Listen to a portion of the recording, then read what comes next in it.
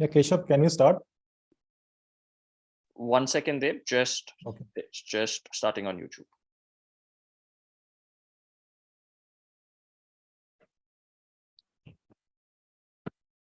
You can start there. Yeah. Yeah, so hello everyone. On behalf of Busy Center for Legal Policy and Raymatter Foundation, I welcome you all to the 7th episode of the Green Mandate, which is going to be on a very interesting subject, particularly when we are going to see the same being discussed in the Parliament of India in just a couple of weeks. I am Debarto Sinha. I lead the Climate and Ecosystems team at Vidhi, with research on law and policy issues related to species and ecosystems, with the primary goal of making laws more ecocentric and responsive to modern day environment challenges.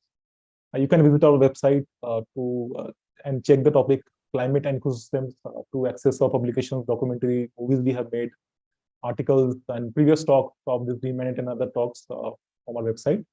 And we are extremely grateful to Mr. Sandeep Singhal and Raymatter Foundation for their generous support to the team. This talk is very important because the first episode of the Green Mandate, this talk series, was held in February this year. And the topic was Wildlife Protection Bill 2021, because it was introduced in December 21 without any public consultation. And at Vidhi, we submitted our submission to the Parliamentary Committee. And we invited Ms. Prerna Bindra, who was former national member of Standing Committee of National Board of Wildlife. And there we discussed various aspects of the Wildlife Protection Bill 2021. And there also we discussed very briefly about this use of a live elephant, because that time the clause was something different. But yet the issue was something similar, and we discussed this in a very briefly. But today, this issue has become one of the most debated and controversial aspects of the revised WPA bill. So this bill, after it went to the Parliamentary Committee, it has been revised. It is called Wildlife Protection Amendment Bill 2022. It was again introduced in Lok Sabha in August this year. It was passed by the Lok Sabha with a small debate, and it is going to be introduced in Rajya Sabha in this winter session. This is going to start around 7 December. And I'm sure you have gone through with his discussion paper on the issue of captive elephants, which we co-authored with Deepa and Akash. But today we will take a deeper dive because our discussion paper was on the legal aspect of it, how it is going to affect. But today we are getting a deeper dive into the issue and try to understand this in greater detail. And with us, we have one of the most vocal voices on the rights of captive elephants, founder of Center for Research on Animal Rights, a lawyer and activist, Mr. Alok Hisarwala Gupta. If you are interested in the subject of captive elephants, I'm sure you must have come across his articles, his publications, his report. And being a lawyer himself who has practiced at the Bombay High Court, teaching at various law schools, and having a brilliant academic background, he describes himself more of an activist than anything else. So that describes his passion for the cause. And Alok, I welcome you to the today's episode of Green Mandate. This is going to be your favorite topic. And we are today joined by around 30 participants, which I think some people are joining, and on Zoom, and it will be also broadcasted live on our YouTube and social media channel. So some people are also joining from social media, and we will be also uploading this talk as a recording later on, so that people can also, because some people also emailed me, like Dr. Ranjit Singh, Dr. Rahmani, they told me that they are traveling, so they wanted to attend this talk, but they will definitely watch this recording, and if they have any questions, they will get back to you. Alok, when I went through your profile, I came to know that after completing a law from Bombay University, you pursued masters in law from Columbia University, New York, and then you have also worked with like judges at South African Constitutional Court, where you provided research assistance. But then you chose to come back, and now, as we know, you are committed full-time to the cause of the elephant. And you have been one of the very few activists who have been not just advocating for the abolition of the practice of putting elephants for commercial use of any kind, but you have also researched and written extensively on the subject. So you have the knowledge, you have the background as a lawyer, as an expert, and you also doing activism on that. So before we talk about the legal and practical part of the problem, so can you please share with us what actually motivated you to work on this issue? And if there are any personal anecdotes or experiences which transformed you as an activist, like which you now introduce yourself. Yeah.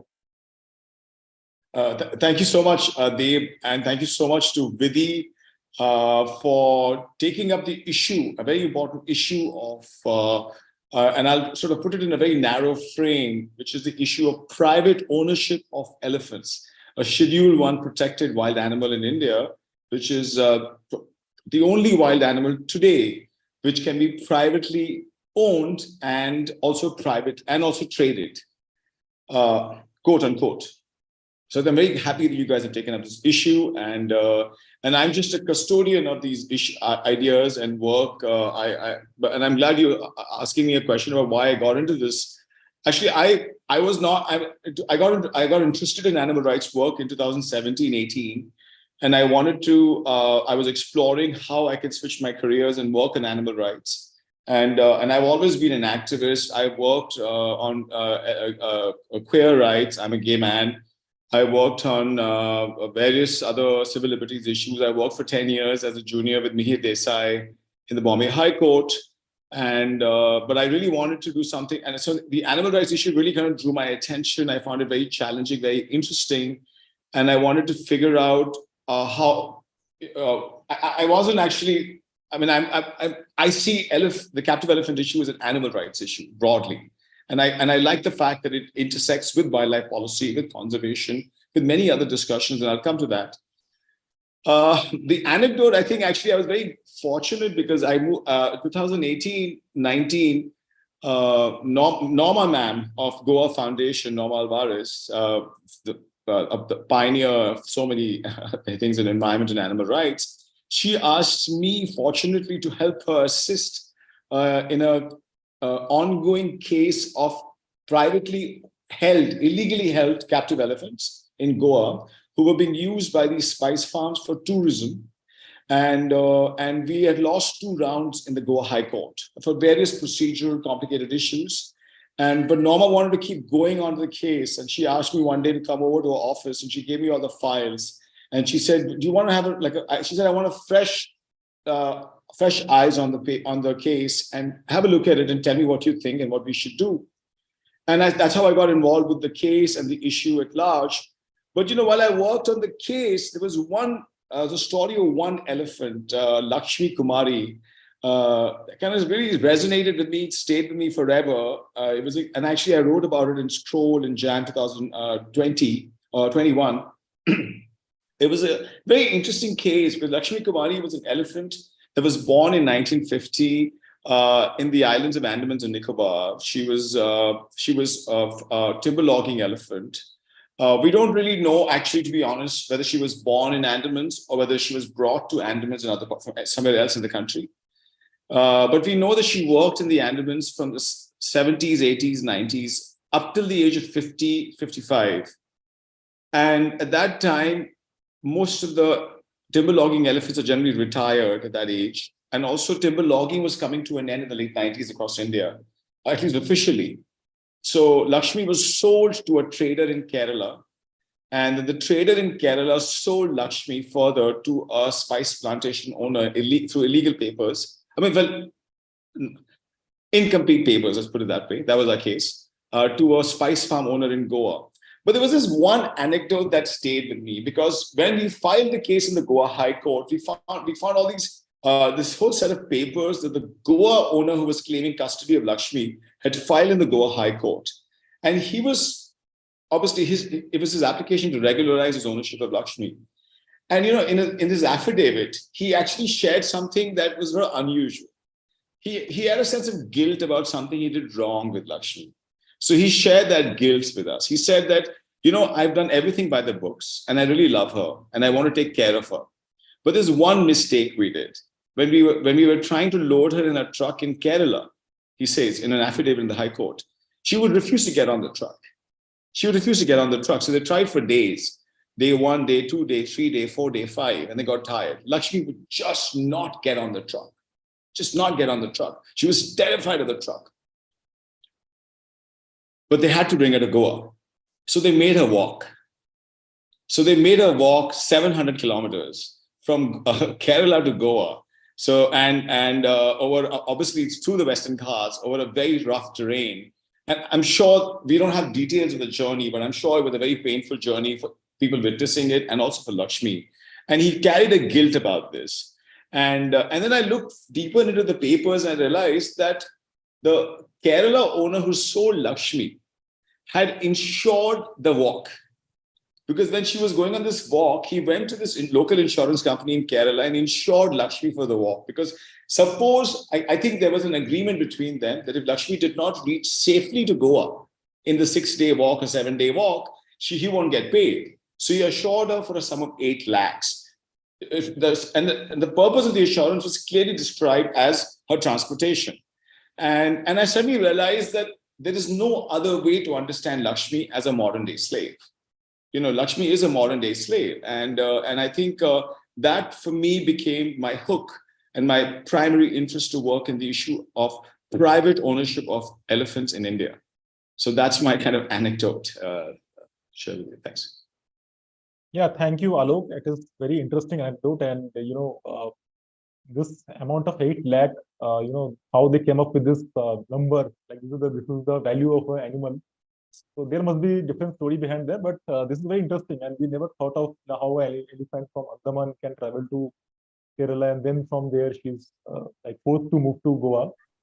So, but then it brings to a very important question.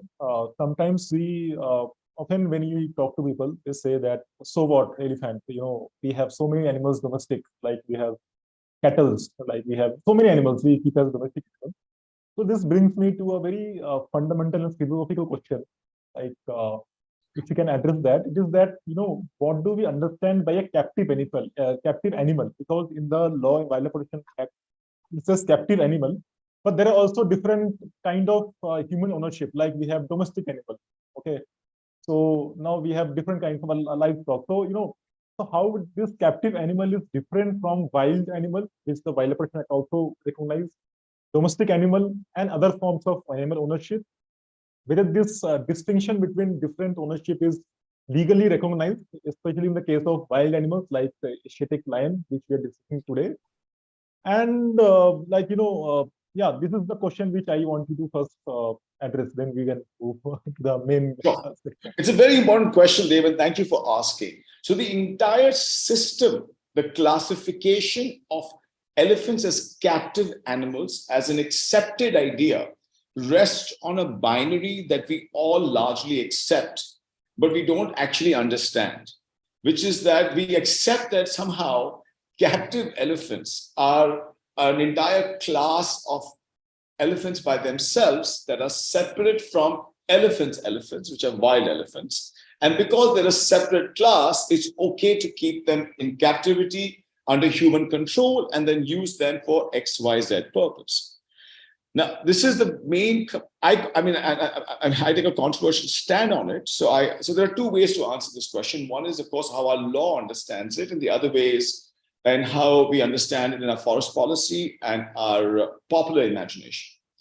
Let me first address the legal point here. It's a little tricky, and I think my friend Shibani, a colleague, is here. We're doing a case together. We're arguing about this a lot because a Wildlife Protection Act, when it came in 1972, it was enacted with a very clear purpose to protect all scheduled wild animals. Okay, whether it's Schedule 1, 2, 3, 4.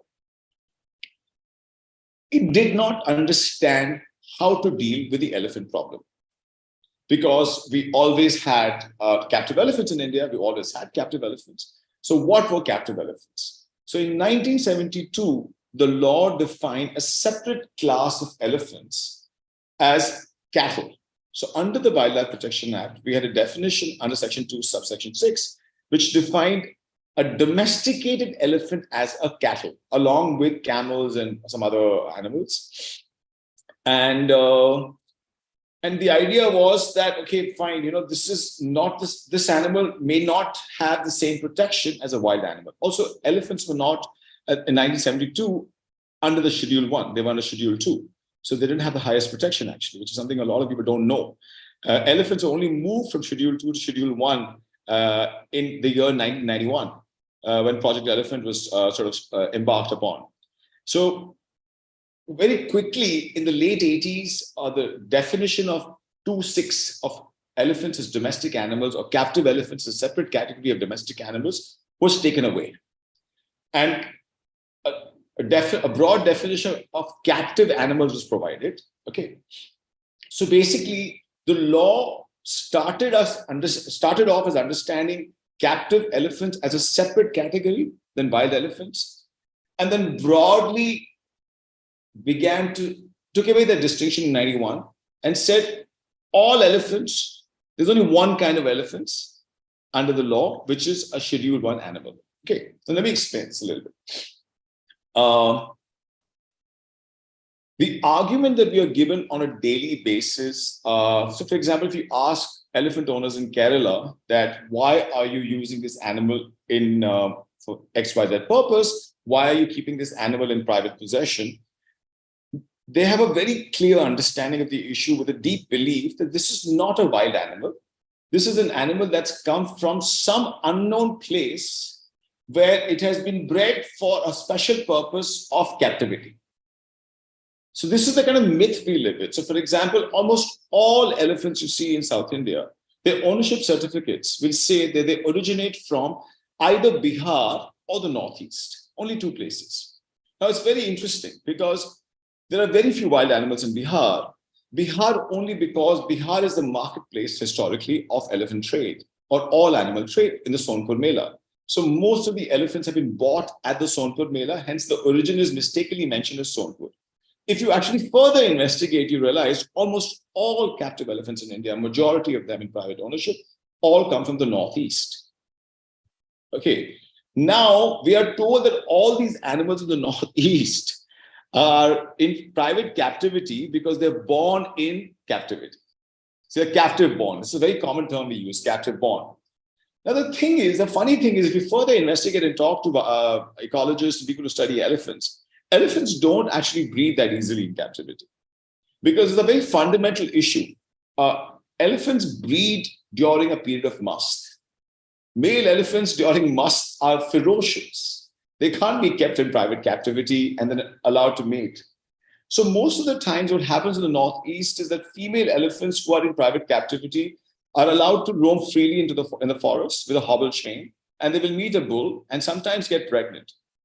The chances of that and a healthy child being born cannot even meet 1/5 of the captive elephant demand.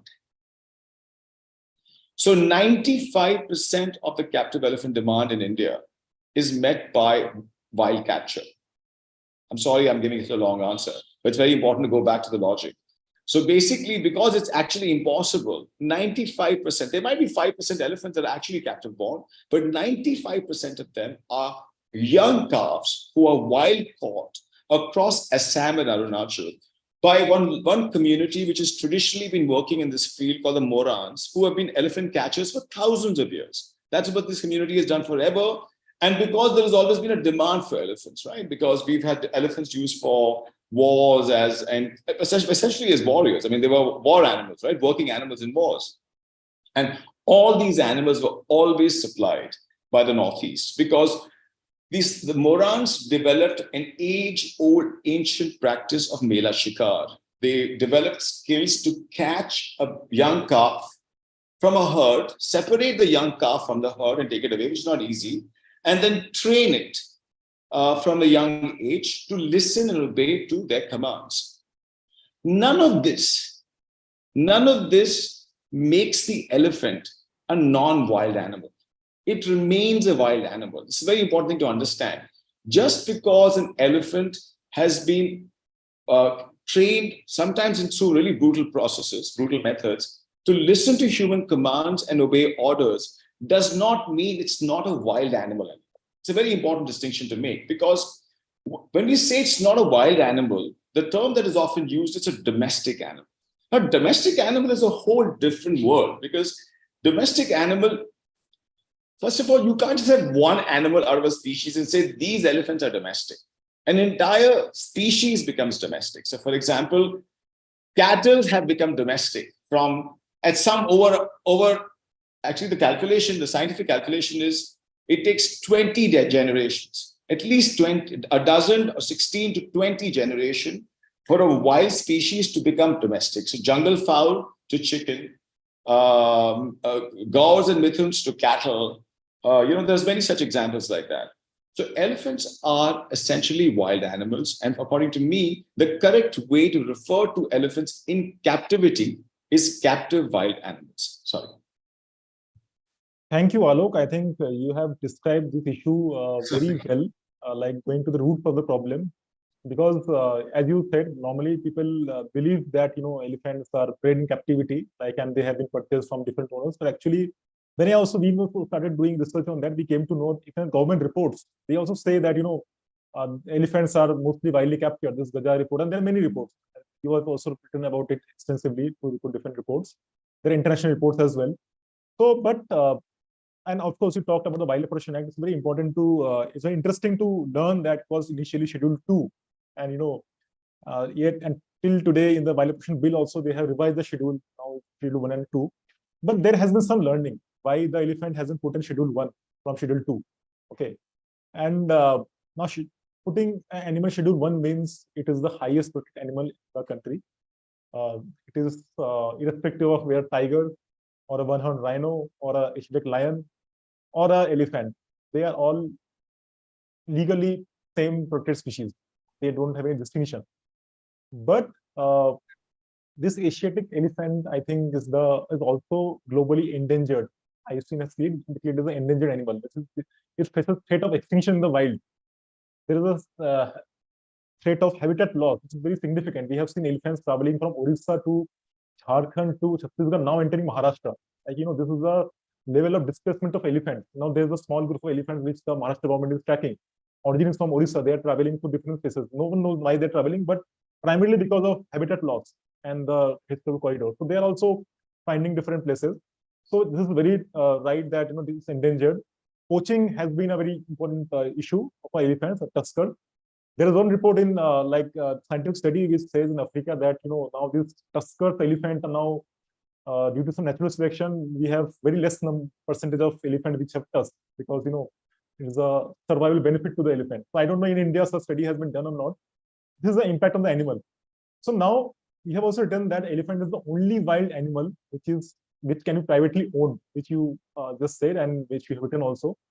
I also agree. I do not know any other animal Schedule 1 which can be commercially used and privately owned simultaneously. And there has been also now Schedule 2 say it has been brought to Schedule 1.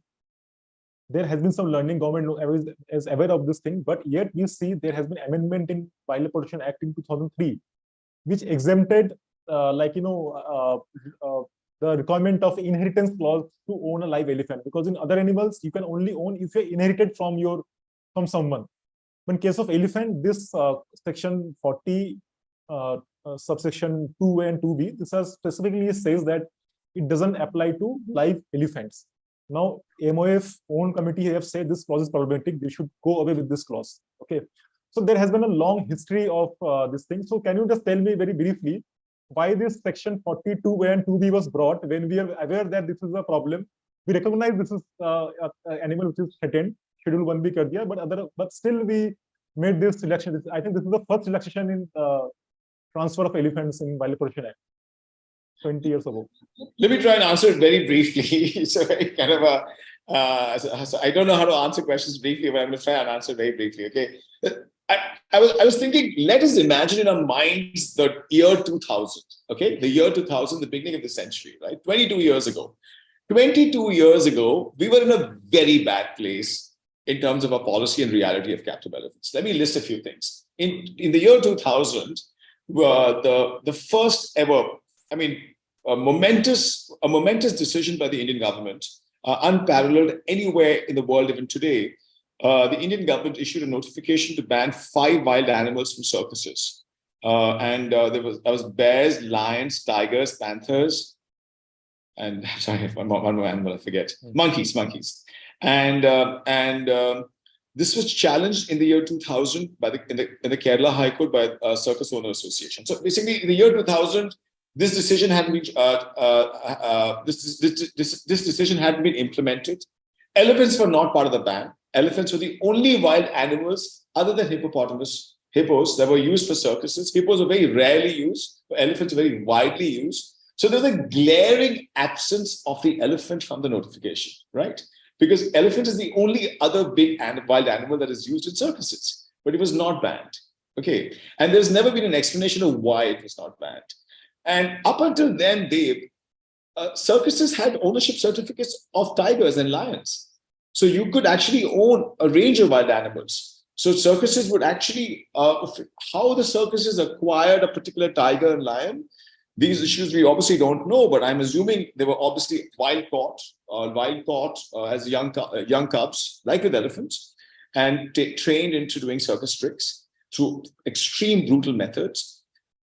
So up until 2003, actually, a range of wild animals could be privately owned. But the elephant exception first emerged from the 1998 notification, which was challenged in 2000 by the Kerala High Court. So there was a glaring absence of elephants from the ban of wild animals from circuses. In 2003, we see a real overhaul of the Wildlife Protection Act, a really progressive overhaul where the commercial trade in wild animals is completely prohibited, in live wild animals. Section 43(1) is introduced as a very clear ban. The use of the word gift, etc., is removed, and also Section 40 is amended. Section 40 empowers issuing of ownership certificates. So up until 2003, I could go to a chief wildlife warden and get an ownership certificate for almost any wild animal I wanted. If the chief wildlife warden agreed, if we both could agree jointly, I could get an ownership certificate and keep the animal. These are areas that remain unexplored in our policy, in our research and academic writing. So we don't have a lot of information on them. But in 2003, all wild animals were removed from the purview of private ownership, except live elephants. So a very kind of a carefully and a largely, actually, I call it legislative confusion. A really deeply confused exception was added, which exempted elephants from the ban to acquire fresh, new captive elephants through the medium of ownership certificates. Now, before I explain why this happened, actually, we don't know why this is created. We can only speculate because I've been trying to research this for quite a while. But there is no written record that explains by the government that why elephants were exempted from the ban from private ownership in 2003. But the way it works is very interesting. Okay, and I think it's important to understand this. So if you agree with me that most elephants are wild caught, which is actually has been documented by lots of people. I'm not the first person to say this in private ownership. So I can't obviously legally go and catch an elephant, right? Because if I legally go and catch an elephant, I'm committing an offense of hunting under Section 9. So what I can do is I can go to the chief wildlife warden of my state and I say, sir, I went to sleep with no elephant in my backyard, but I woke up this morning and there was an elephant in my backyard. And the elephant listens to all my commands. He's my friend. I love him. And I can provide food and take care of him. Please, I want to keep this elephant. Give me an ownership certificate. So actually, if you see ownership certificate requests written by people, they're written like this. Sir, I found an elephant. I like the elephant very much. I want to take care of it. I have the resources to take care of it. Kindly issue me an ownership certificate. And a simple letter like this would lead to the chief wildlife warden giving you an ownership certificate. And you will become the owner of the elephant without going into how and where the elephant came from. The reason why we have this absurd system that has continued in present day India is because there is a strong demand for captive elephants. That is the most important thing to understand. So Alok, I will come to that point. What is the demand and supply part of it? So before that, I think it is very important for us to understand the context we are talking today. Because see, okay, fine, we have made mistakes. It's 50 years now, almost 50 years, only 50 years, 72, this act was passed. We had gone through so many amendments and so many learnings, and we have seen that, we have made the changes in law whenever we found there's a problem. But now, at this point of time, when we are saying that, we want to make laws more like, responsive and all. And this Wildlife Protection Act is being reformed for such a big way through a separate bill and so many different clauses, like, CITES clauses there, which is very important. We are talking about regulating this invasive species. So, this Wildlife Protection Act, I think after 50 years going through a major overhaul. But, this time what we have expected that, this kind of clause will be omitted or removed, which is what the expert committees of government also says. To everyone's surprise, this happens opposite. So, there's a section 43(2), under which there is a proviso which bluntly creates an exception for religious and other purpose as a ground for transfer and transport of captive elephants. Now, in Wildlife Protection Act, this kind of purpose is not allowed. So I will take help of my colleague Deepa. So Deepa, if you are there, can you switch on your camera? And yeah, so Deepa co-authored this and Akash co-authored this discussion paper because it was a so complicated question of law that it's just a proviso. You can say it will be exercised, something like that. But when I discuss with them, this proviso has a deeper meaning, and it's a very problematic aspect of it. So Deepa, can you just tell us, like, this very legal and technical problem we have identified is that using a proviso instead of amending the relevant section in the act. So we didn't amend the relevant section. We provided a proviso in separate section. So for non-lawyers, people who are not from law background here, so can you please explain us, like as a lawyer, what is the significance of a proviso in a legislation like this? And how is this going against the mandate of the Wildlife Protection Act 1972? Over to you, Deep. Yeah. Hi, Alok. Hi, Dev. Thanks for that question, Dev.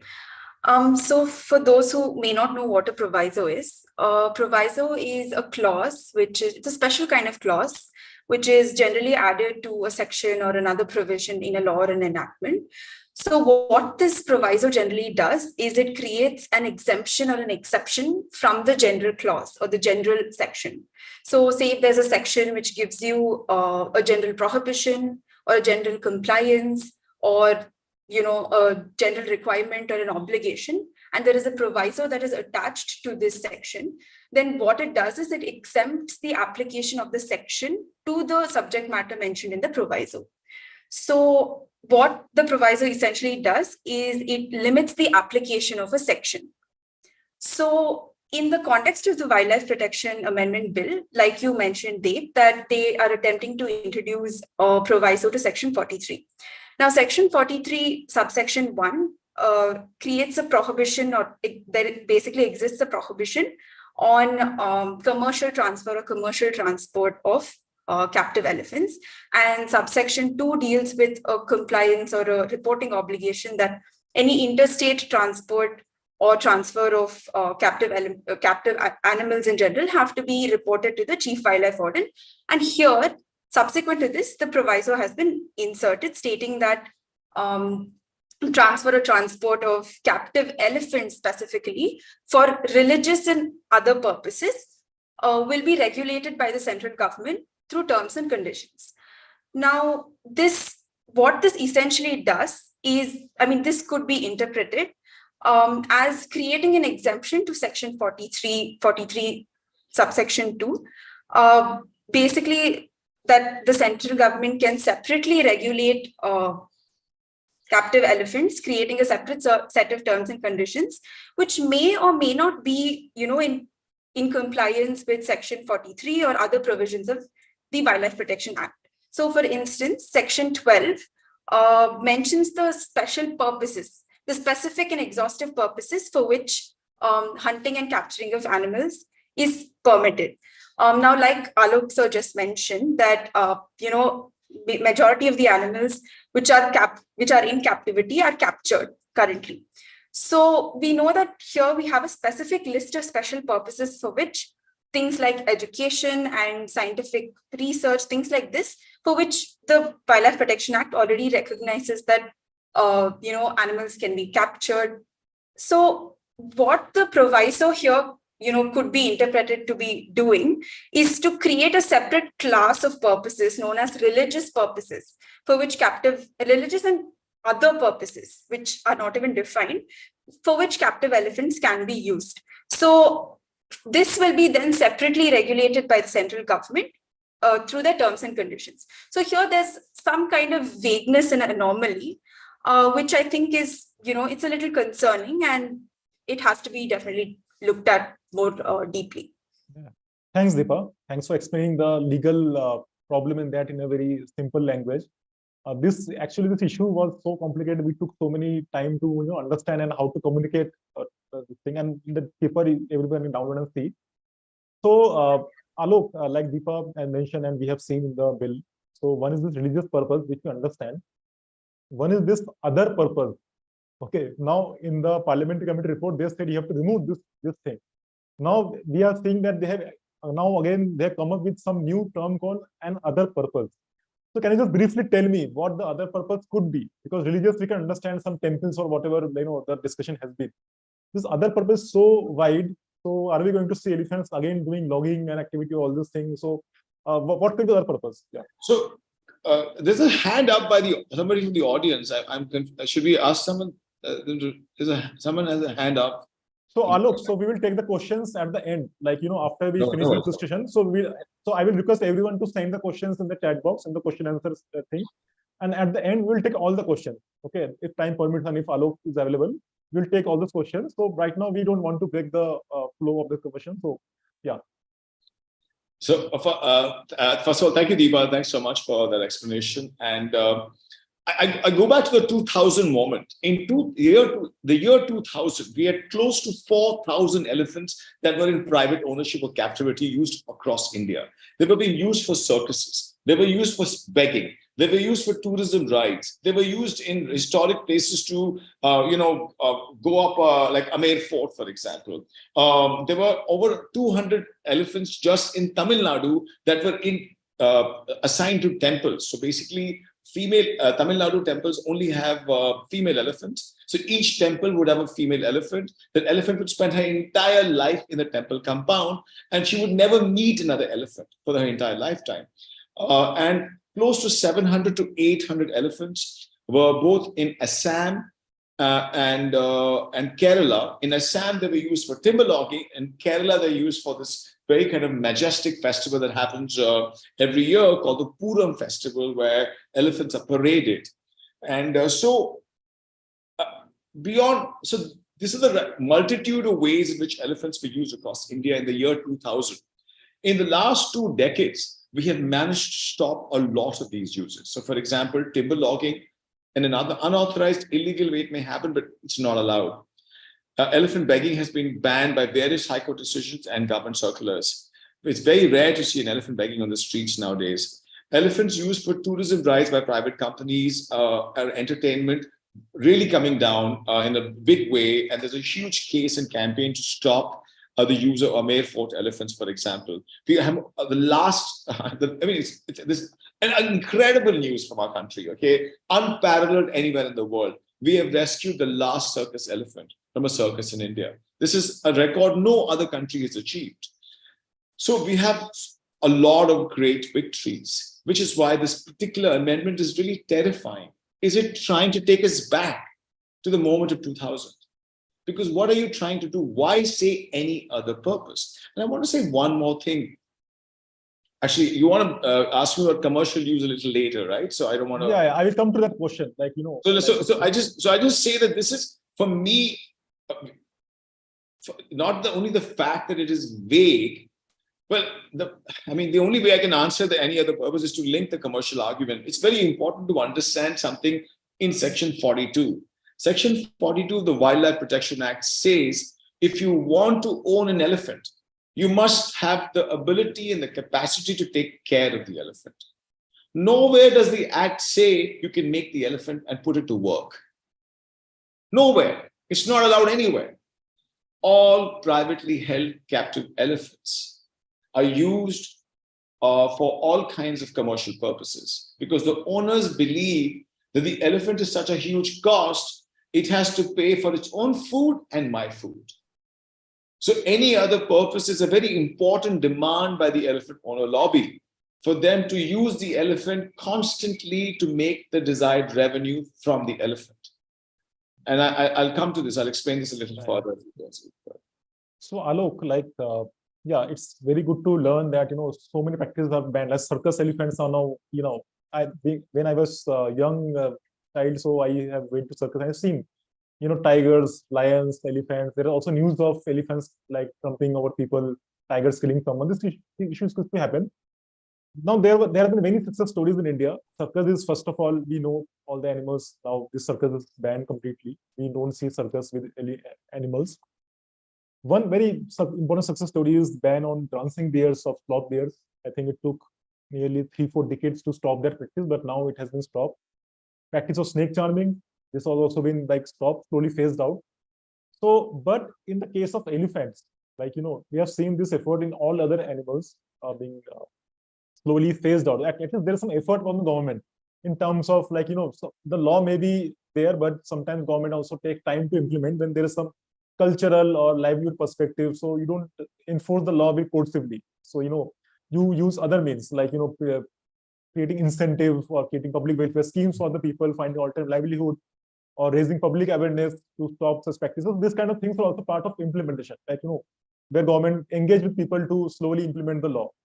So, but in case of elephants, we have seen the action has been not that what we expected, and still we see that elephants are treated very differently when comes to, and there is some argument always given that it was religious sentiment, like, in many sects of Hindu religion, as many temples, they keep this thing.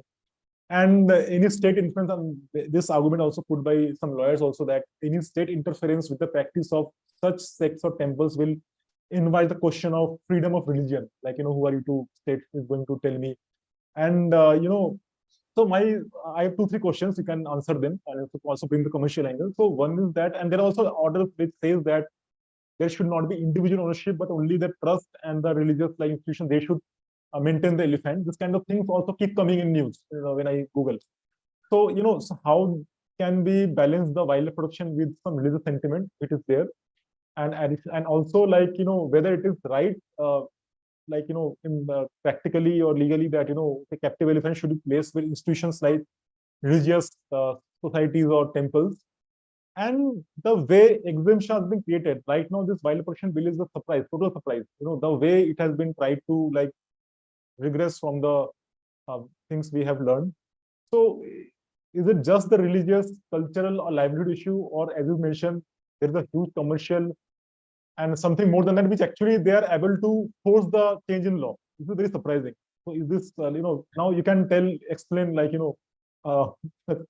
other aspects to it. Yeah. So just to give you context, there is a 2014 case pending in the Supreme Court of India, filed by this organization run by this incredible elephant rights activist called Suparna Ganguly, who's been one of my great mentors, actually. I mean, these are the people who really done the actual work, and I'm just, I've learned from them. And so it's a case filed that's still pending for the welfare of captive elephants and to stop commercial use of elephants. Okay. And it is vehemently opposed in the Supreme Court, not just by state governments, but by these massive lobbies of elephant owners, who have money and might to get the most powerful senior counsels. You can just see the opposition we see in the court, and we realize we are fighting something much bigger than we were thinking in our heads. And this is, so it's very important to understand this a little bit. I don't think the worst, I'm going to slightly wear my animal rights hat here, and I'd say that the mistake the animal rights activists often make when animal rights claims come into conflict with claims of culture, especially in our society, is to start defaming culture. And I think that's a really wrong line of action, because I think we are a traditional society. People have, faith and culture and tradition are very integral to people's lives, and also the diversity of culture. It's very, there's the largest cultural use of elephants that is pretty exploitative is happening in Kerala. To call Keralites exploitative is actually very self-defeating for us as activists. We have to work, because the most vocal critique of elephant abuse in Kerala is happening in Malayalam by elephant activists in Kerala. We have to engage with that. So fighting culture is not the right way. What we do need to do is we need to dismantle what lies behind the cultural argument. What's happening is that there is an assumption that when an elephant is privately owned, plus it is protected from a shield of cultural protection, the private owners use the private ownership plus cultural exception as some kind of a permission to do anything they want with the elephant, because they feel that nothing can touch them. And I think that's problematic. My thing is, and some people may not like my saying this, if you want to use elephants, if an elephant is critical to a temple puja or to some cultural activity in Puram, why must a private person own the elephant? Why is the first basis of this private ownership? Why can't some elephants, we already have forest camp elephants. Across elephant states, Kerala has so many forest camp elephants. Karnataka has so many forest camp elephants. Let me give you an example. Every year during Dasera in Mysore, there's a Dasera elephant parade that happens. I think it happens in Bangalore, I think, Bangalore and Mysore. There's a Dasera elephant parade that happens for 3 days. Forest camp elephants are sent from Dubare Forest Camp. They're trained for it. They go there, they do the parade and come back. I'm not condoning any of this. It is quite cruel at some level. But these elephants are not privately owned. They are state property. They are the state issues them to a religious trust, perform a certain activity and takes them back. And then they live in a semi-captive, semi-wild way in the forest camps. Why can't we do this in Kerala?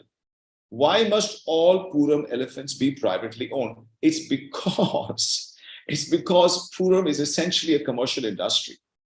It's a commercial industry because it's become this mega event with sponsors and hundreds. So an elephant is rented. A 2019 Economic Times report records an elephant is rented during Puram per day for 2.5 lakh rupees.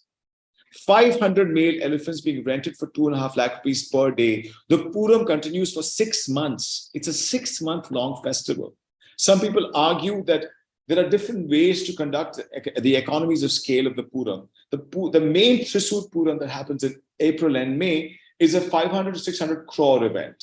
But if you look at the Puram season, the revenue it generates runs into billions of dollars for the state of Kerala. Okay, that's what we are fighting against. Now, now let's go back to the 2000 moment. In 2000, everything was hunky-dory. You wanted an elephant, you could get an elephant.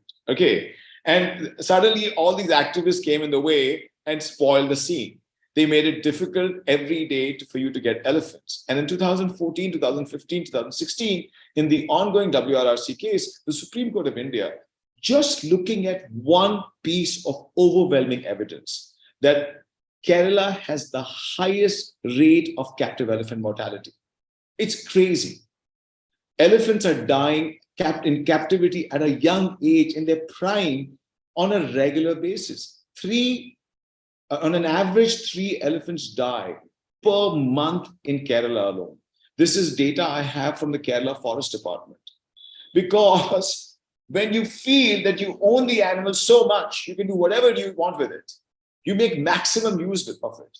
So a Puram elephant, a male Puram elephant, over 6 months, the commercial use works like this. The elephant is sent every night to a different city in a truck. It works all day in that city. It is loaded onto the truck that same night and sent to another town. The elephant works day in and day out like this. And elephant collapses and the elephant dies. I mean, and there are many other brutal things that happen that I don't want to get into. But my point is that if we have to create a cultural exception, which is what this amendment is trying to do, right? It's trying to balance a wildlife protection with a cultural demand. If you must create a cultural exception, do not do it through a commercial route. Because what you're doing is you're activating the commercial channels, and that is only going to lead to more elephants dying. Okay, if you reduce the number of elephants used for Puram, make it a symbolic event. Give 1 or 2 elephants, that's it. And give them from the forest department. The forest department must be the custodian. The elephants must not work for more than a day or 2. because we can't take away elephants entirely. If you go to Kerala and during the Puram, you realize that it's not a winnable argument. It'll become another Jallikattu, So let's try and find some compromise and balance. But the first thing is to abolish private ownership. We must find a way to allow some semblance of cultural symbolism for elephants in culture without private owners coming in the way. Sorry. So Alok, this is actually very interesting to know, like the amount of commercial interest there. So I think you mentioned about 500 elephants at 2.5 lakh rupees per day. Just the top level, so that means 125 millions of revenue, income per day just for Puram festival. So no doubt that is, I was reading somewhere that the local politician was claiming, it was in his manifesto, that I will make this thing legal. So, this is, I think, this explains itself that why we are seeing this particular thing not working out. So now we have talked about the illegal capture of elephant, how it is problematic. Now there is also a provision of capturing of elephant, hunting of any animal, because capturing is essentially defined as a hunting in the Wildlife Protection Act. So it's not a killing animal, but it's a hunt. And the situations are it can be exercised only in exceptional situations when the animal becomes wrong or dangerous to the human lives actually or property. You can capture them. And we have seen that, with traditional their habitats being destructed, their movement corridors affected, they are venturing into villages and agriculture fields. So it is actually on ground. If you go to any elephant-dominated forest area, you will see the human-elephant conflict is one of the major political question now, because there is so much competition for the resources between the humans and elephants, and it often becomes very tense. Okay, it transforms into the political. We have seen Parliament, when you're talking that even in the last Wildlife Protection Bill, when it was argued, some MPs tried to raise this question about this elephant and human conflict, and this has been part of when this is part of it, and most of the case capturing an animal is seen as the most easiest solution, or the whatever you say. So what is the response to that? One is that, do you think that our present laws and schemes of the government, not only laws, but the schemes and policies of the government, they are working for the best interest of the elephant? And what about this, solution as capturing the animal as a solution? I mean, this is a slightly separate discussion, but also related discussion. Let me connect it. Okay, so let me give you an example of what happened in May this year. It was in May, I think, April, May this year. Karnataka has the highest wild elephant population in the country, and a robust kind of forest department, which is working very hard to keep the elephants' habitats safe, and also the highest tiger population actually also in the country. But also Karnataka has some areas where there is very high human-elephant conflict. I call human-elephant conflict as a state of war where local villagers and elephants are at war with each other. Because if you really look at stories, they are stories of war. It's kind of funny actually, because somewhere in our imagination, the elephant is a revered figure, okay? And another imagination, elephant is something we like and cute. It symbolizes our country. Everything about our country is an elephant. The West sees us as an elephant in every image. But if you go into the heartland of India, you go where people live next to elephants, the elephant is a problem. Elephants are feared. Elephants attack you. They get into your fields, their houses, your villages. And of course, the simple answer obviously is that it's because humans are elephants are losing their habitats. But historically, if you look at the ancient text of Mathangalila, which is one of the old elephant texts from Kerala, and Hastavaidana, which is a text from Assam, both of them talk about human-elephant conflict from thousands of years. This has always been a problem. Now, some forest departments, some state departments have considered that the only way to solve the problem of human-elephant conflict is to capture a particular elephant they think is problematic and put it in captivity. So this is a complicated question. I'm not going into the legal discussion here. They use Section 12. Section 12 basically says that if an animal is in conflict with a particular situation, you relocate the animal. Okay. But what they do is they catch the animal and they keep it in a forest camp. So if you go to Coorg in Karnataka, there is a area called Dubare, where it's a very notorious elephant camp called Dubare. It's one of, I think, 8 such elephant camps across Karnataka, where there are 40 to 50 all male elephants, very few female elephants, all captured from the wild, all captured as adults, actually, very rarely as sub-adults, and all captured because every time a male elephant enters a village or farm or a house or a community, the people gather and go to the local MLA. They want the elephant captured. They want no other solution because they can't ask for the elephant to be killed anymore. Please understand. In the old days, they would kill the animal. So you can't ask for the elephant to be killed anymore. So you say the elephant must be captured because it's a problem.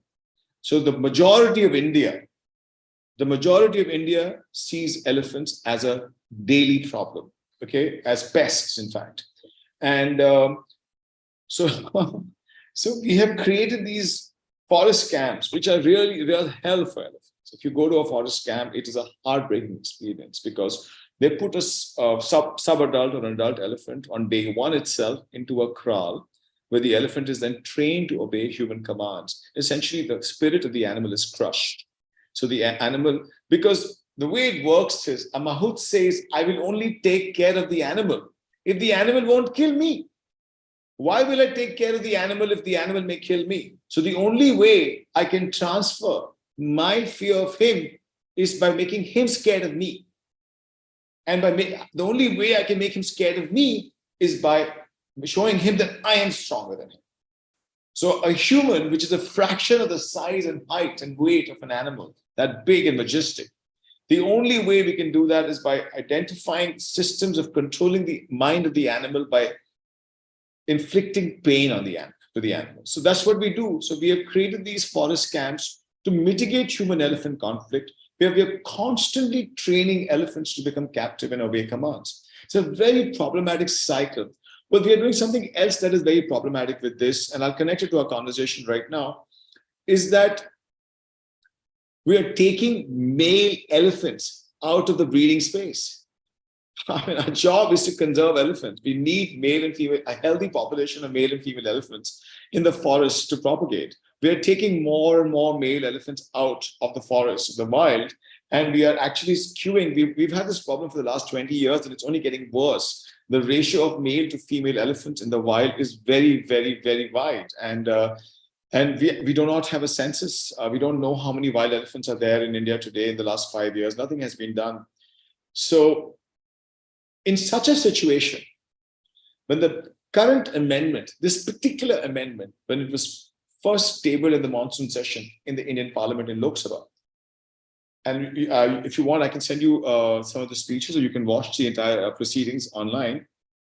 Many Parliament, it was the longest discussed bill in the last 2 years in the Parliament. It was discussed for 6.5 hours, I think. Over 49 parliamentarians got up and spoke, and each one of them spoke about the elephant problem in their village. Each parliamentarian said there is an elephant problem in our village, and many of them said, all these temples want elephants. The villages do not want elephants. There is a solution in front of us. Why are we not acting? Take them from the wild, train them, send them to temples. Two things. One, temples are happy and villages are happy. This is a frightening future that we're heading towards, where we want to go back not to the moment of 2000. We want to go back to the moment of 1970s, when a wild elephant population was below 17,000 and a captive elephant population was higher than 5,000. So, I mean, it's a very frightening prospect. You don't want to live the world I live in. It's quite frightening, actually.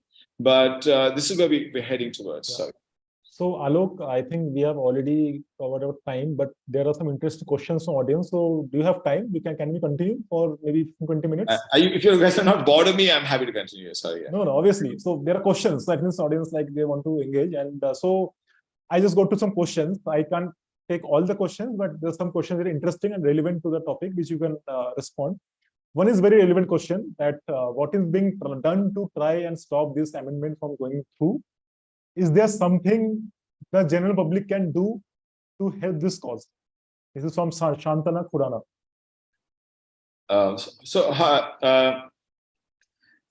We are running a small campaign a bit too late because if you can follow us on Twitter. My space is called the Center for Research on Animal Rights. And we are on Twitter and we are also on Instagram, and we are running this big campaign. We are reaching out. The bill is already passed in the Lok Sabha. It's going to be tabled in the Rajya Sabha in the winter session. It's going to 99% is going to pass because the ruling party has a full majority, and it's going to become the new law, and it's going to facilitate a passage of elephants into the hands of private owners as early as Jan 2023. So it's in many ways, it's a fait accompli for us. And I think the only course available to us would be to future challenges to the law when it gets enacted in an appropriate forum for now. But we are running a very robust campaign. We are reaching out. Many organizations across India have written joint letters, and we are reaching out to many parliamentarians. And many parliamentarians have shown a great interest on the subject. And they have promised us they will speak against this amendment in the parliament. Ideally, it should be taken back because it's a real, I call it an extreme kind of regressive step. It can take us back many, many years, and it's very dangerous. And the fact that it is being seen as a solution to a very real problem of human-elephant conflict, for which we have to create better policy. We don't have to create regressive policy. So this idea of negative policy to solve a problem that's a real problem, it's a very frightening situation. And I think I wish more people would work on it and take it very seriously. So, Alok, there is an interesting question from, again, one of my colleagues, Kanav. So he is asking, are all the questions from the Vidhi people? Sorry. No. So this question is answered is from someone from participant. So I'm taking next question. So there are participant questions as well. So I'm just taking the relevant question. So his question is that, is the ultimate goal of animal rights activists to free elephants from both private possession and state possession, including possession by the cultural or religious groups, or are there some exceptions that activists are okay with? It would be great if you could throw some light on the goals and objective of the activist leaders today.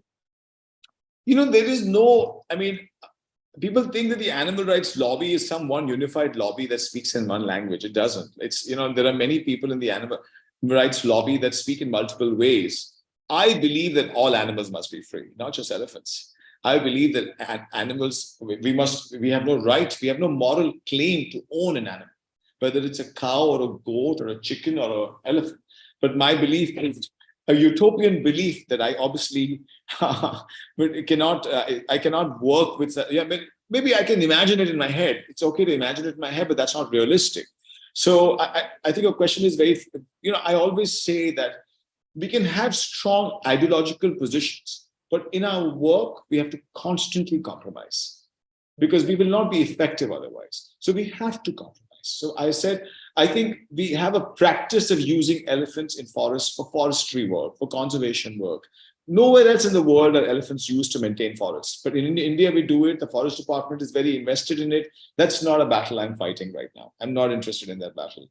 In fact, I'm also saying that there are many incredible temple activists now in South India, not us, temple activists who are saying, let us improve the way we keep elephants in temples. There are all these incredible discussions happening. I'm supporting those discussions. But my only point is we cannot have 1,000 new elephants coming in from the Northeast into temples in Kerala. We must stop private use of elephants because the minute you allow private people to own an elephant, they go back to the 1972 definition in their mind. They think of the elephant as a commodity. They think of the elephant only as a way to make money. And I think that should not be done. I have one follow-up question to that because you said that you are against private ownership. So does it mean that you're okay with trust or a temple owning an elephant, or you're not okay with only you have to choose between a private owner and a religious trust, 100% a religious trust. Okay. If you have to choose, because trusts have much greater accountability. You can hold them accountable. In fact, all these temples and trusts have asked private people to own elephants so that the scrutiny that they are put under doesn't go into the way the elephants are kept. Okay. So actually, in fact, I'm saying keep the elephants as forest property. They must always be property of the state forest department. And let the temples and the cultural departments use them once in a while, if we have to. But don't give it to nobody should be an owner of an elephant. This Wildlife Protection Act clearly says that all the shelter animals are property of the government, right? So legally, they are all that is a government- problematic idea. It's a colonial idea. It's a Yeah. problematic colonial idea which should discard. The government is a custodian of the wildlife. Yes, It's not absolutely. an owner of the wildlife. Yes. And so, as a custodian of the wildlife, the government can, in its largest, allow cultures and temples to use animals for worship and reverence, but not own them. I think that's a very big shift we should bring about in our policy. Absolutely, Alok, completely agree on that. Now we have one question from Shuchita Jha from participants. So she's asking, in the latest IPBS report, there was a mention of sustainable use of wildlife to provide livelihood to locals. There were examples of populations of several wild species rebounding from the verge of extinction when livelihood and conservation were linked and communities were educated about it. So is it possible in the case of elephants in India? I don't understand what Suchita, what report are you referring to? I just read it. So it says in the latest IPBES report.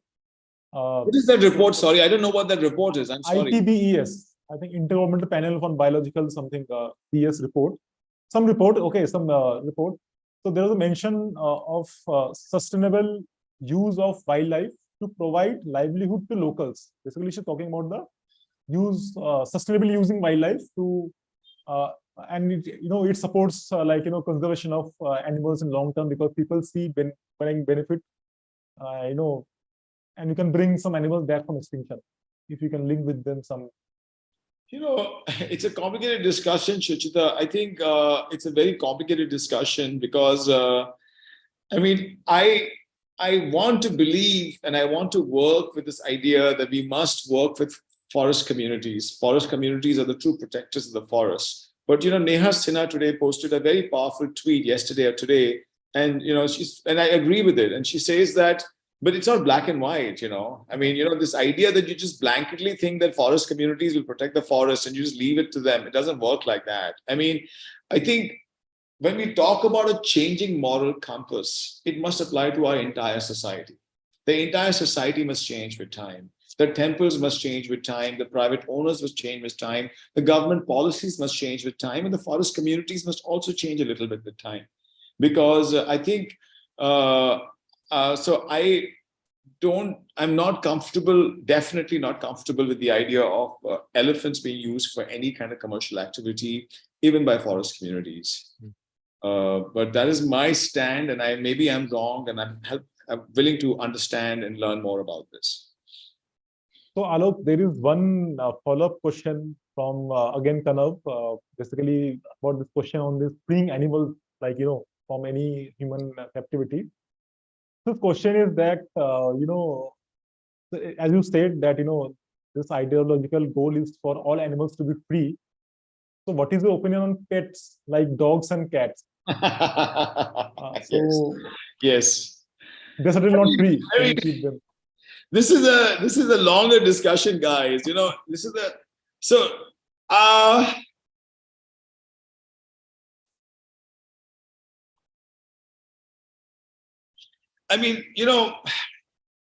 know how to say this. It's the distinction between domestication and captive. Okay. My dogs are a product. I have lots of dogs. I have street dogs that I've adopted. I have pedigree dogs. Just talking about my experience. These dogs are a 1,000-year process of brutal selection of domestication, a selective breeding, human interference with animal breeding. Because domestic animals are a product of humans interfering with the natural process of how animals evolved. To create a special subcategory of docile, obeying animals who wanted to live with humans. So yes, companion animals are, and again, I don't like to use the framework of ownership. Companion animals who live with us are through a long historic process, live with us as domestic companion animals. Captive animals, by the very word captive, are kept against their will with us. They don't want to be with us. They want to be free. If elephants wanted to just hang out with us, why is every captive elephant wrapped around in metal chains like a modern slave? Reams and reams of 100-meter chains to control every elephant. it doesn't want to be with us. My dog is very happy to hang out with me. He's actually sitting right here. So my point is that's a distinction. Let's learn to make a distinction between a domestic and a captive animal. Yeah. Thanks, Alok, for explaining. So I think I will take a last question because there's so many questions, and I think I'm happy to take more of them if there are people are still okay, here. sure. So one question, interesting question from Pooja Rathod. So she's talking about the training method of elephant, because we know in this training is not a very, it's a torture-based training. 1 second, please. My dog wants to come. Sure.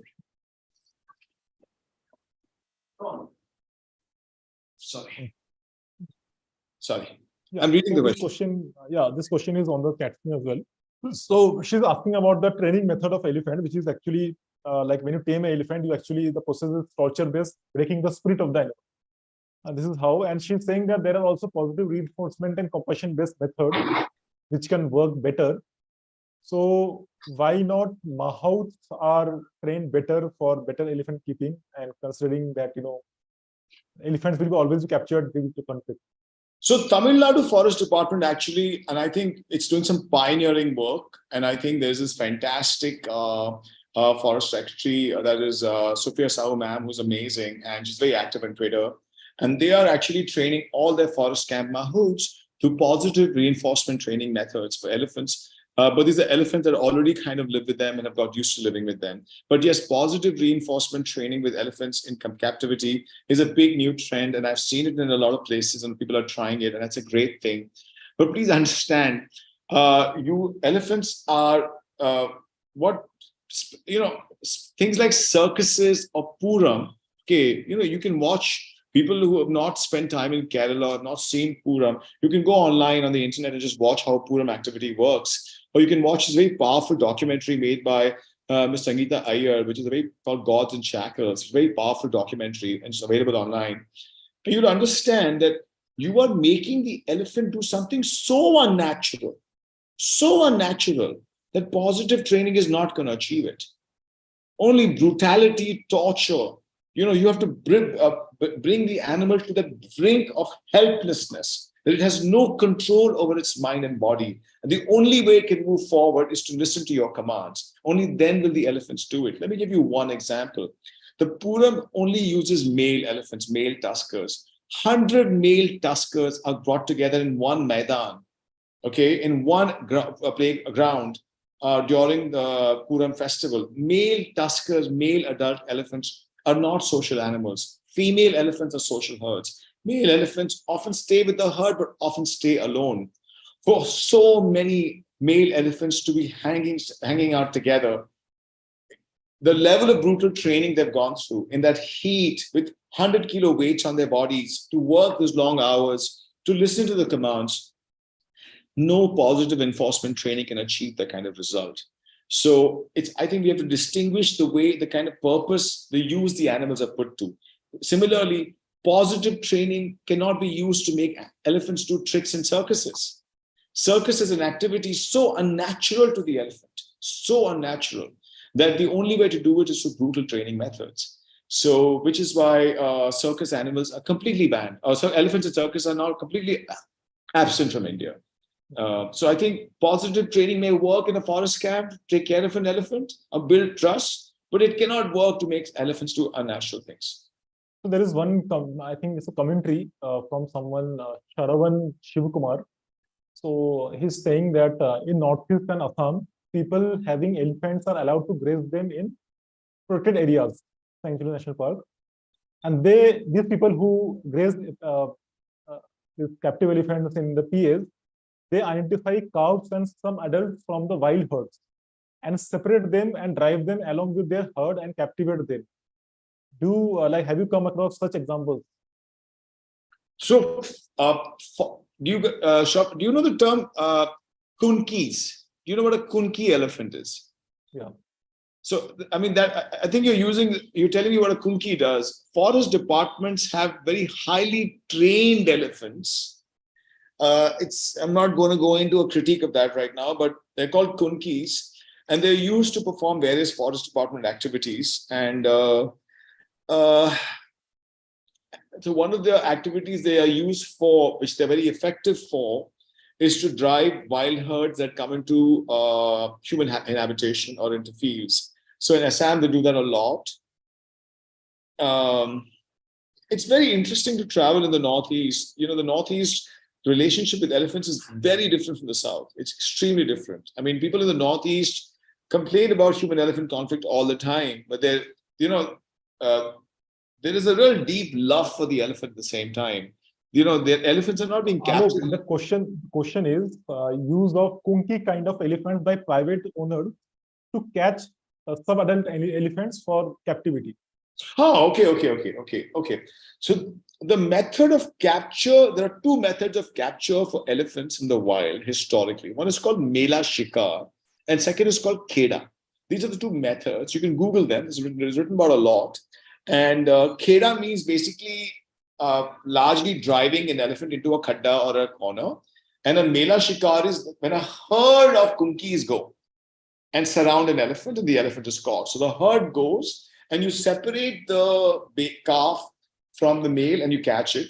The Morans, they use a cowboy kind of a trick. So they use a noose and they capture an elephant calf from a herd with a noose, and then they drive the herd away. They have ways of driving, and they'll catch a calf, and then they will obviously put it in a kraal training method. So there are various different things, but yes, kunkis are used, and or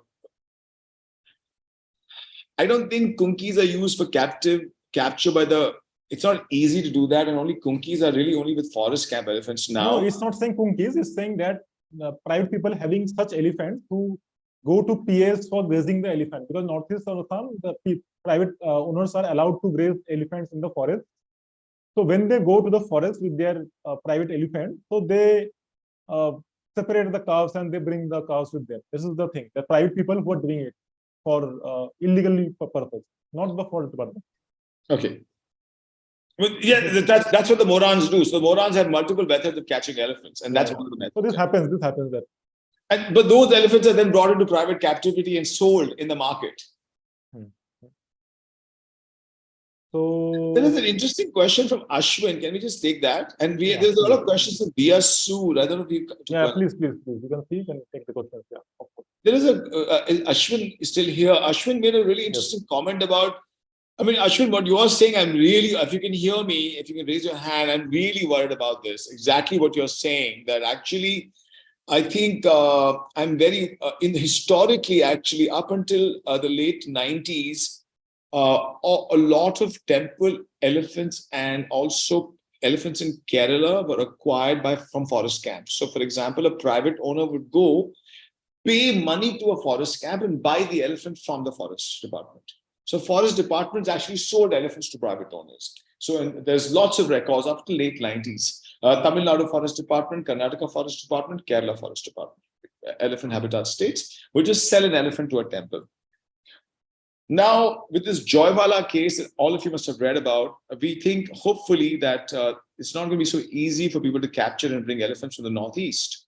So our biggest fear is to connect what Dave asked earlier, that elephants captured to mitigate human-elephant conflict, which are kept in forest camps, may become the next medium that are sold to private owners and temples in the South, which, as I said, all these parliamentarians said, it helps them resolve two issues: mitigate human-elephant conflict and also meet the cultural demand. So you're right.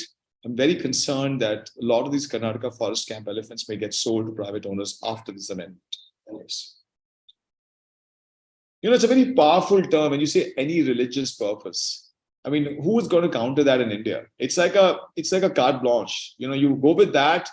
I mean, it's really frightening, actually. I mean, I'm very scared for what's going to happen to elephants in the US. Alok, it is not just religious, it's religious and other purpose. And any other purpose, you're right. It's just not just a double-edged sword. Yeah. Very bad. So, it's very yeah, bad. so that's the thing. Anyway. So, yeah, so I think we have done with most of the comments and questions.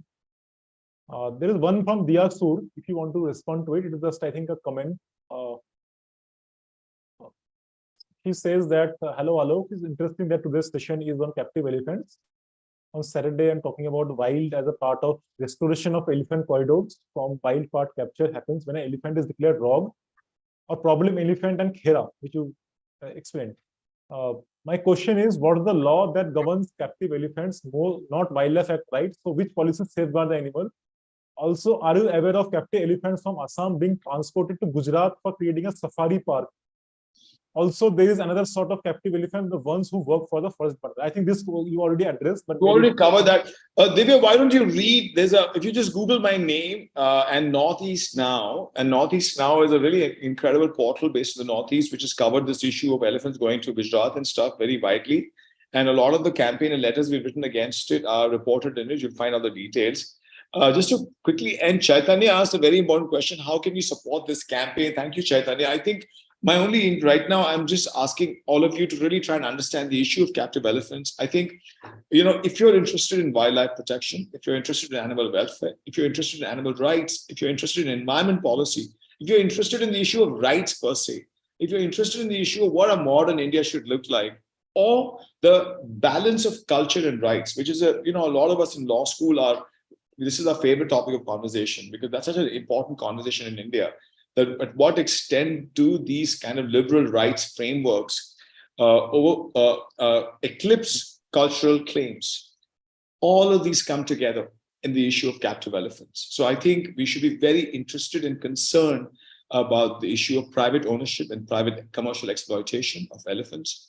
And we must not accept it as something that should be allowed, and we must challenge it. So yeah. Alok, one last question I will take, and then we will wrap up this session. I think we have till. So this question is. About everybody, they've all gone. Yeah, but there are people who are still Oh, sorry. Okay, I was not looking at that. Sorry. Yeah. Yeah. So this is from Himanshu, and he's asking that when this Wildlife Protection Amendment Bill 2022 was passed in Lok Sabha, there were some newspaper articles where some environmental lawyers have actually welcomed the amendment and claimed that the bill of 2021, which specifically allowed commercial trade in live elephants, the bill of 2022 refers to just transport of captive elephants and not commercial. So it is clear that there is a consensus among the environmental activists and wildlife officials with respect to the legality of transport of elephants in different circumstances, and also very few NGOs and experts working on wildlife conservation comfortably vocal about the issue of the captive elephants. So what has been your experience in dealing with both sides, and how do you plan to build consensus? So I think, I mean, so the day when the amendment, we did not, so when the first draft of the amendment came out in December last year, the amendment was to section 43(1) to open up commercial trade in elephants. After that, there was a recommendation made by the Parliamentary Standing Committee. The Parliamentary Standing Committee made a recommendation of religious purpose, of a transfer under religious purpose. But and I think between you and I think it is because the committee was told by the ministry to keep a live pathway for acquiring elephants for temples. Literally, they were given a mandate by the ministry that if you don't give us a pathway for that, we will not accept what you're saying. So the standing committee report was built on that. But what the government was finally going to propose, even when the bill was being voted upon, we had no idea. We had not seen the text. Everybody was confused. So the actual text only became public late that night. So both I and Mr. Ritik Datta, I think we were too quick to respond, and we took two very different stands. And I saw it as a clear problem. And Mr. Datta said that, at least it's not 43(1). And he's right, because at least the government showed the courage to not open up complete commercial trade in elephants. But I think later on, he's admitted that the 43(2) clause is problematic because, the thing is, this is why you have to work with people who are working on the ground in the issue. For the last 20 years, all elephant transfers are as gifts. Nobody sells an elephant anymore. They show it as a gift, but they're all commercial transactions. When an elephant can make that kind of money, nobody is gifting an elephant for free. I want to make one last comment for you guys to leave you with, okay? Why, if it is still legal to acquire an elephant, okay, why is the government amendment specifically about transfer, which is basically a transfer from one private party to another private party? If you look at the amendment, the effect of the amendment, it permits transfer of an already existing elephant in captivity from one private party to another private party. Why are you doing this? What is the purpose of this amendment? you're essentially saying we want somebody who has an elephant, that she can pass on the ownership of the elephant to somebody else. Why?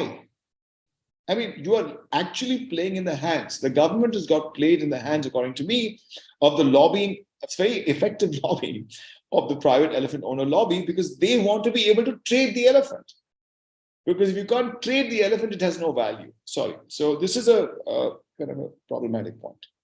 Yeah, thank you, Alok. Thank you for like explaining so many like different angle perspective of this issue. And I must say that, you know, it has been very learning experience for everyone, including me, because there's so many things first time we came to know about from your discussion. And thank you for speaking for the elephants, talking about the history of the elephant capture, and you beautifully explained, you know, how the law has evolved and how it is playing on the ground, sharing the knowledge with different stakeholders. And I think the going forward is communication, engagement, and awareness, and convincing people, because this kind of issues, they really need the societal change as a whole, not just one particular stakeholder, as you clearly articulated. And I must thank everyone for joining us today, and including those who are still with us this audience question and answer session. And I wish you all the very best, and hope the Parliament takes cognizance of the concerns. We had, on part of Vidhi also, we have sent representation to the parliamentarians, highlighting the legal concerns. And we also hope that this bill is suitably amended before being enacted. Otherwise, it will be something very regressive. And I would like to thank my colleagues Himanshu, Shashank, and Keshav for their help in organizing this talk. And also thanks to Deepa and Akash for helping with this whole analysis of this provision. Special thanks to our sign language interpreters, Atul and Krithi, who are with us constantly interpreting our talk. I must thank our funders, Rainmatter Foundation and Mr. Sanjay Singhal, for supporting the work of Climate and Ecosystems team. And we'll be uploading this recording on our website very soon. Please follow us on Twitter, LinkedIn, Instagram, Facebook for regular updates. And you can also subscribe to newsletters from Vidhi's website to keep receiving emails and about Vidhi's latest publications and events. And thanks again. Take care and goodbye. Thank you, guys. Thank you so much. Thank you.